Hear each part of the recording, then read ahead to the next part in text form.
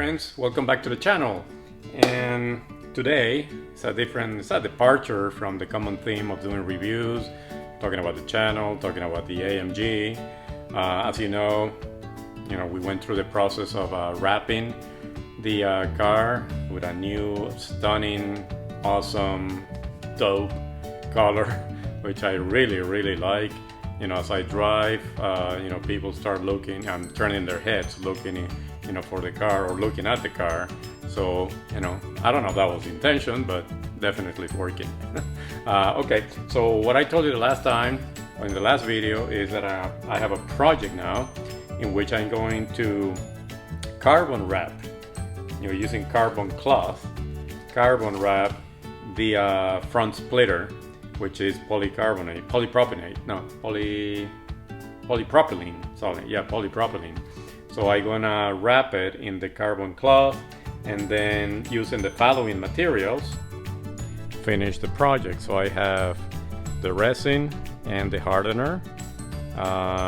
First time that I buy this brand, hopefully it will work. They're called Dr. Crafty.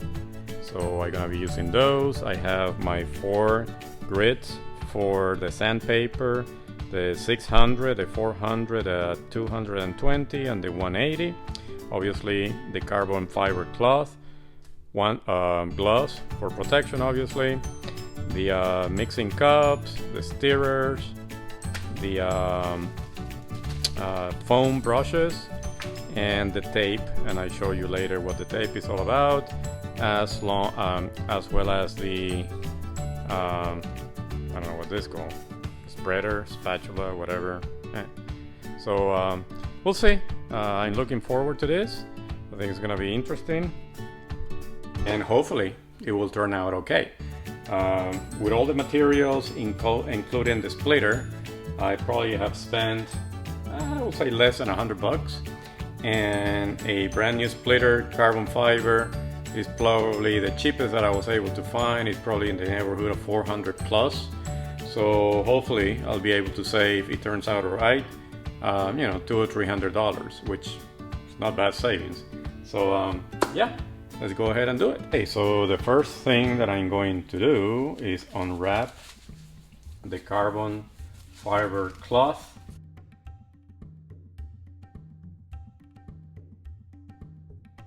Okay, so what I did is I put some of the masking tape, painter's tape, around the area that I'm going to use, or the area that I'm going to cut. So that saves, from the avoids the carbon fiber cloth to start flaking off and then start ripping apart. Okay, so this is what I'll be cutting in the middle of the tape. Okay, so obviously using the scissor, I was able to cut around the entire area that I need to wrap the splitter. Obviously the splitter will be wrapped on the area that is going to be shown, this area, and just basically folded on the underneath. That's probably the area that's going to receive the most damage anyway. So the other item that I'm using is Elmer's Craft Bond, and if I apply it a light coat and then apply the carbon fiber cloth on top of it, within 15 seconds or so it will be a permanent bond.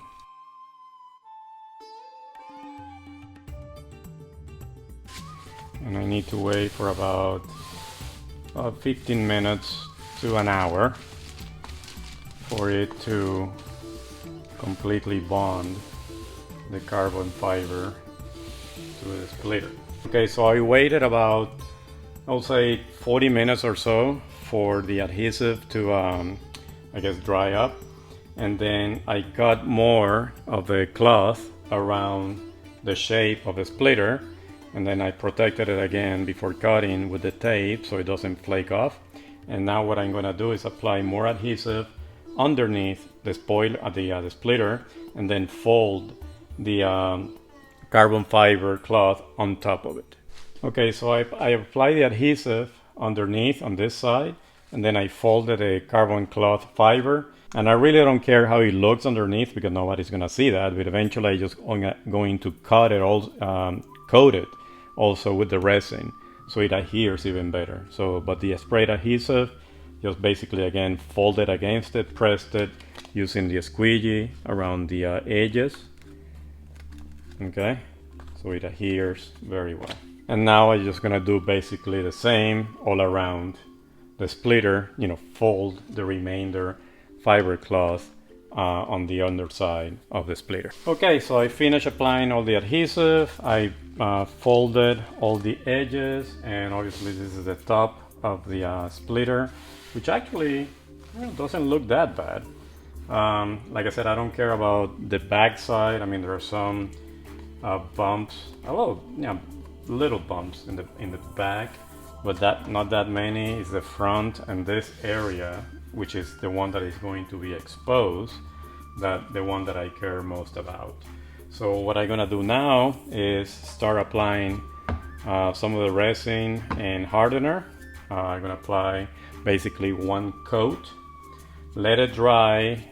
It says to let it dry for about, I don't know, I think it was 3 hours or so, maybe a little bit longer. But in any event, I'm not gonna let it dry completely, just to a little bit of a haze, and then I will apply a second coat of the resin and hardener, and that one I will let sit for 24 hours. Okay, so I'm gonna mix 30 milliliters of the epoxy, and then 80 milliliters of the hardener.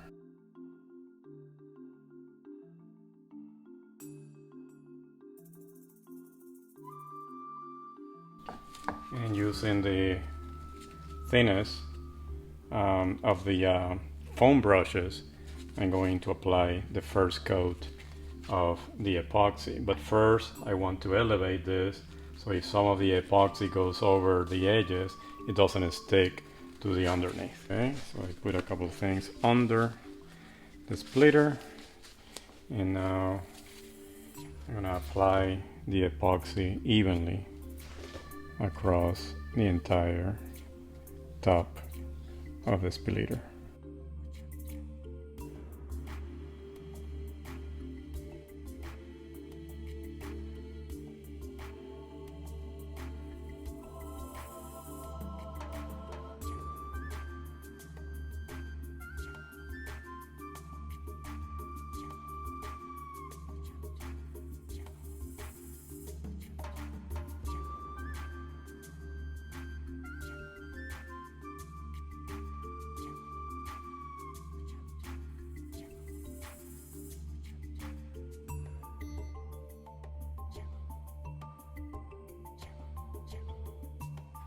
Okay, so I applied the first coat of the epoxy and hardener, and then I'm gonna let it sit for about 3 hours or so, and then I'm going to apply a second coat, and that one I'm gonna wait for about 24 hours before I proceed. Okay, so I have waited about 24 hours after applying actually the two coats. The first coat went on, and then I waited about 3 hours, and I applied a second coat of the epoxy and hardener, of course, and then I let it dry for about 24 hours. And what I'm planning to do now is sand it to make it a little bit dull without going into the carbon fiber cloth itself. So I'm going to start with the coarser grit. This is a 180, and then move my way up to 600, again to create that dull look. You know, try to sand any imperfections on top of the epoxy.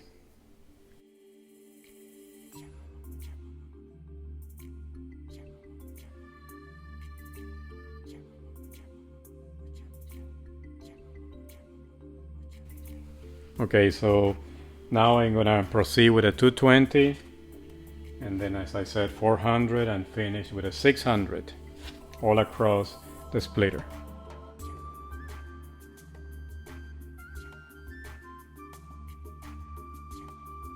Okay, so I have sanded the splitter from 180 to 220 to 400, and then lastly with the 600. And now I'm going to clean it with a little bit of rubbing alcohol to make sure there is no dust left on the splitter before I apply the next coat of epoxy. Mixed again 30 milliliters of the epoxy and 30 milliliters of the hardener, and then I mix it and we'll apply it again using a new sponge brush.